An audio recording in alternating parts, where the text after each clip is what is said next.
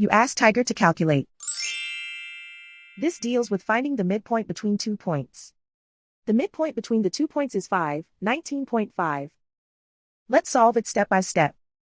Plot the 2 points and calculate the midpoint using the formula. The coordinates of point 1 are, x1 equals -23, y1 equals 38.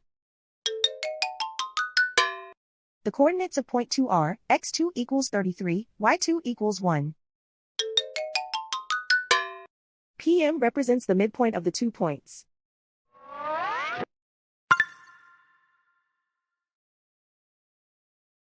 Use the x values in the midpoint formula to find the midpoints x. x1 equals -23. x2 equals 33.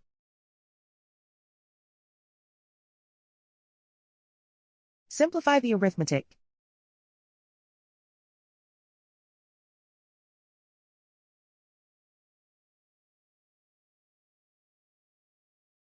Use the y values in the midpoint formula to find the midpoints y. y1 equals 38.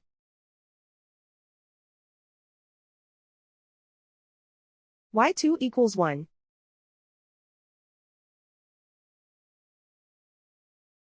Simplify the arithmetic.